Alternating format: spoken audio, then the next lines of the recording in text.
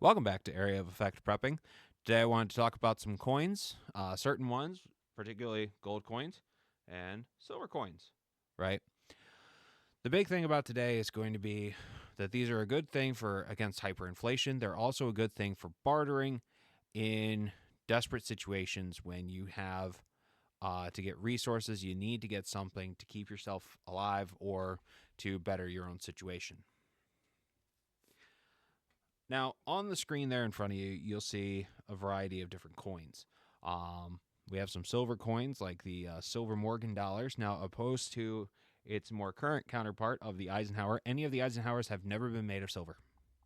Okay? So, if you're thinking you're saving these up because they're going to be worth something, I'm going to tell you something, they're not. I've done my fair amount of research. I actually have a coin collection that I've been working on for the last couple of years, going over it. And the problem is, unless it is a mismark or otherwise, these aren't going to be worth anything. And unfortunately, in a bad situation where you're trying to barter with it, it means nothing. Okay. What means something is silver.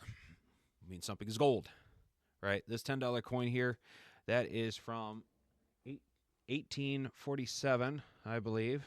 Yep, 1847. So that right there, I know is worth a chunk of change, right? But that's not the part that matters to me. It's a hedge against inflation, sure.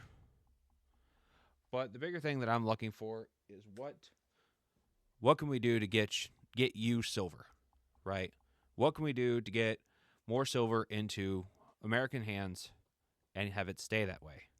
Now, obviously, you can go out and purchase a 1 ounce silver bullion. Um, let's see here what the current price is for silver bullion. Looks like right now for silver, current cost is $33.63, according to the Monex Precious Metals. With gold sitting at $2,936 as of date of this video, which is being recorded on 2/14/25. So, with that being said, one of the best ways I have found to do it, right? You don't want to try to go after the dimes here. The dimes, well, yes, they were produced for a lot of years in silver, right? Ever since 1796 all the way up to 1945. But the problem is most of those dimes have been taken out of commission. Okay. This right here, again, I don't know how well you're going to be able to see that. It's a very old and worn mercury dime, right? Now this one, if I can get it up close to myself here, this is from 1941, right? So that's wartime. Okay.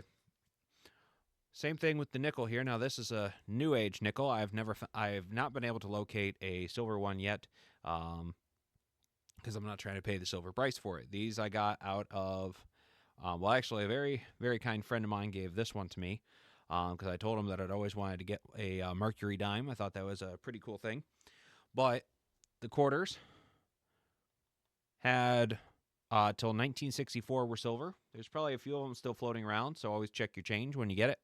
But the most common one you're going to find is the half dollars. Why? Because they don't circulate nearly as much. The two coins that circulate the most are pennies, followed by quarters. Okay, it's the most circulated coins in the world, or not in the world. I'm sorry, of U.S. currency. They are the most circulated. Half dollars are one of the least. They're cool, and you get them from grandma when you were a kid and such like that, or your parents got them. I remember when I was a kid, it was the Sacagawea gold dollars. Not that they were actually gold. I thought they were as a kid. Boy, was that a disappointment to me. I'm sitting here thinking I'm striking it rich because I looked up the price of gold one day, and oh boy, did I get a sad awakening that day. But one of the biggest things I can tell you is go to your local bank. Buy a box of the half dollars. Okay, it's going to cost you about $500. My recommendation to you is go ahead and buy 2 additional rolls. See if they have any hand rolled ones that they know don't have any silver in them. Obviously, don't admit to them what you're doing. They don't need to know that. That's your own personal business.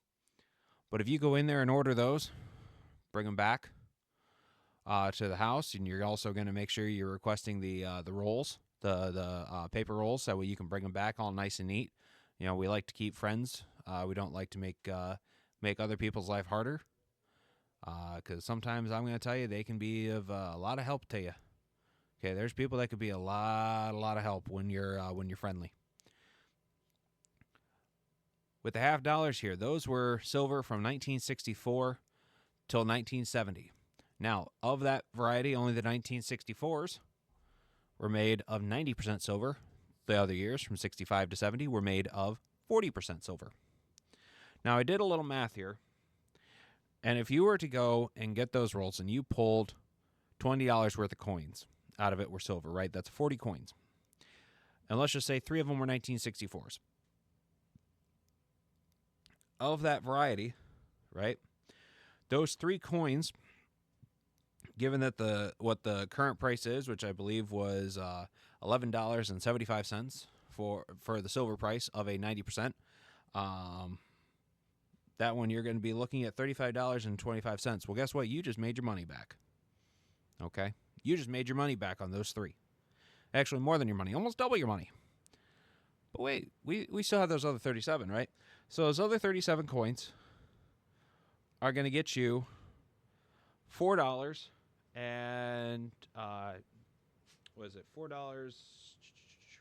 There we go. $4.75 a piece.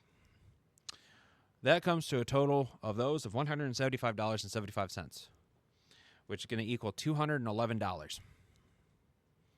So for $20 you just spent, you just got over 10 times your money out of that. Now, the biggest thing that I'm going to tell you something. A lot of people could do that, and yeah, sure, they could sell them back, but why are you trying to do that? You want them for hyperinflation. If the prices of silver are going up, take advantage of it, right? Keep them in the household. Make sure that they're there for against hyperinflation.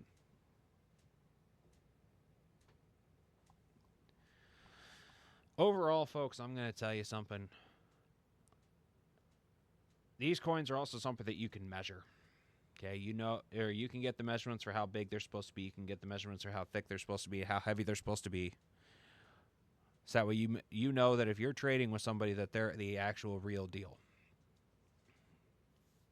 It's the best thing I can tell you.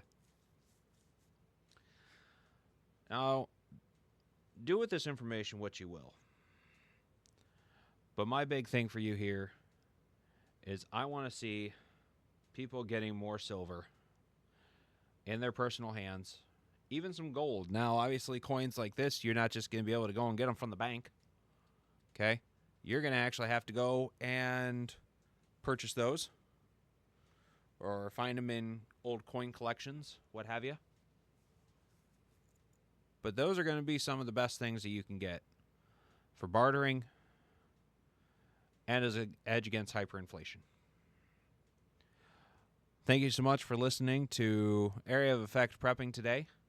Hopefully this has given you some thoughts. If you have some comments, please feel free to leave them down here in the comment section. If you have any questions for me, I'm absolutely open to it, and I would love to answer whatever it is you have. Thank you so much for listening. You have yourself a wonderful day now. Bye-bye.